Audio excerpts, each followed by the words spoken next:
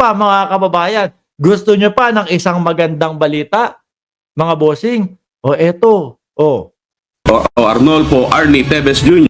anga din po yung mga DDS dito no? Basta po nagtatago mga kababayan, basta po nagtatago ay ang mga supporter niyan, mga DDS, mga kababayan.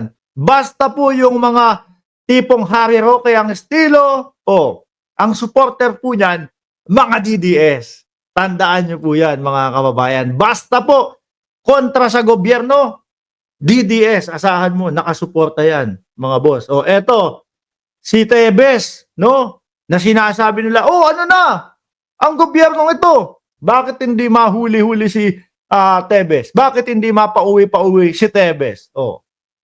Di ba pinagtawanan pa nga nung lawyer ni Tebes ang gobyerno? Ipinamumukha pa nung lawyer ni Tebes na, fake news ang DOJ. Kasi hindi maupapauwi si Tebes. Eto na yung weak leader, mga kababayan. Lahat ng nandyan sa DDS na merong pagkakasala sa taong bayan, nasaan na? Nagtatago na. Diba? Gusto niyo sumama na kayo kay Roque. Gusto niya samahan niyo si Roque habang nagtatago Diba? Tuloy. Pinagbigyan ng Timor-Leste ang kahilingan ng Pilipinas na mapabalik sa Pilipinas si dating Congressman Pinagbigyan na ng Timor-Leste ang Pilipinas para i-extradite na at pabalikin na ng Pilipinas yung isa sa iniidolo ng mga DDS. Tuloy. Pinagbigyan ng Timor-Leste ang kahilingan ng Pilipinas na mapabalik sa Pilipinas si dating Congressman Arnolfo Arnie Tevez Jr.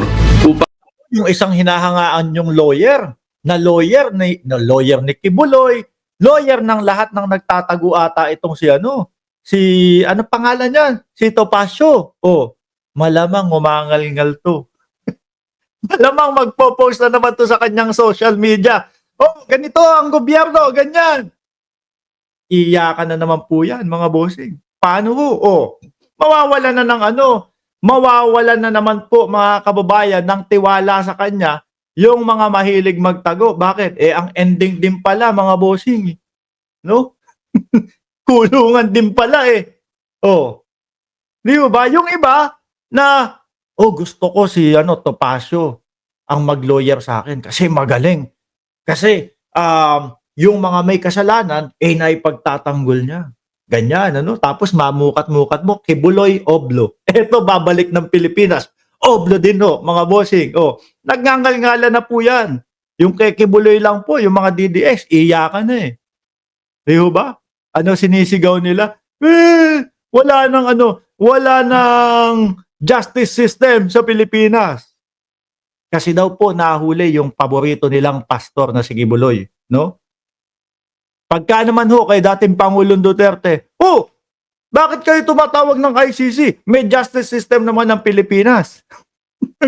Magugulo ang utak, mga boss, no? Pag kay Kibuloy, walang justice system kasi nakulong.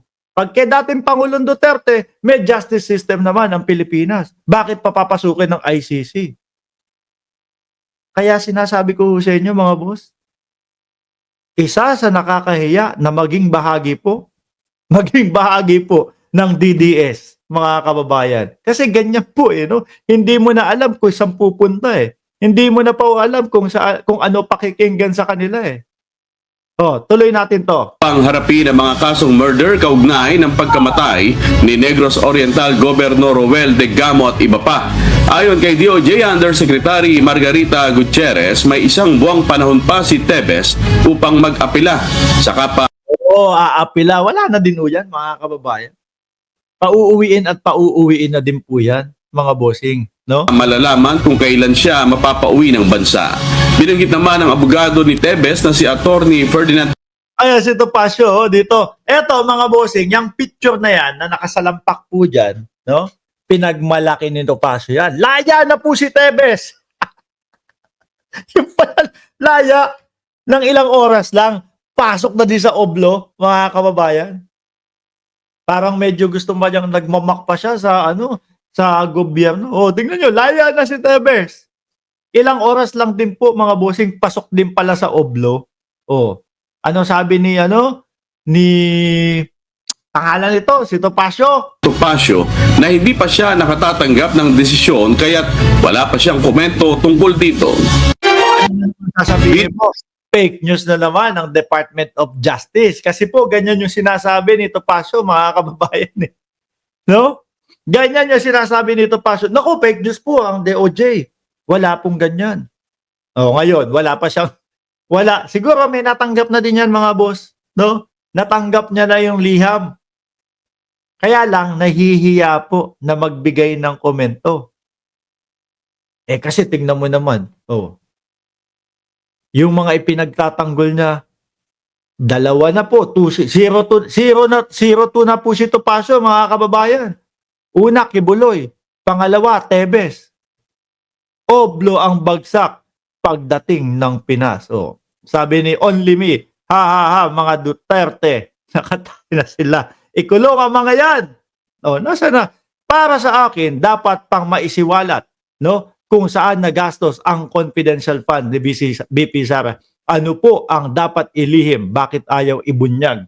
Kung saan napunta ang pera ng taong bayan? Ewan ko sa kanila. Ano? Bakit ayaw ipaliwanag? Ay, hindi. Ang sabi pala, mga kababayan, no? Confidential naman daw po yun. Biruin mo, pati sa COA, ha? Yung mga Mary Grace Piatos. Si Roque, no? Na nagtatago ampung. Oh, sabi ni Roque, confidential fund nga confidential nga Bakit ibibigay yung mga pangalan? COA po yun, ha? Commission on Audit, mga bossing. Kalaban ba ng gobyerno yun? Para pati po yung pangalan ng mga Mary Grace Piatos, nickname ang ibigay? Oh, hindi na po kasi mga makalusot, mga kababayan. Nakakahiya, binoto ko pa naman si Sara. Kundi dahil kay PBBM, di ko binoto yan. Nako, nandito na sila Itera, kaibigan natin.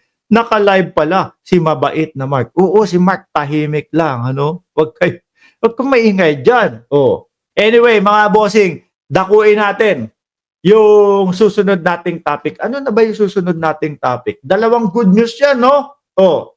Parehas pong nakakabwisit para sa mga DDS. Yung pangatlo natin topic, nasan ba yun? Sandali lang, ha? Nilista ko na yun, Oh, nako, eto. Si Tebes, merong payo ang ating vice-presidente para po sa midterm election, mga kababayan.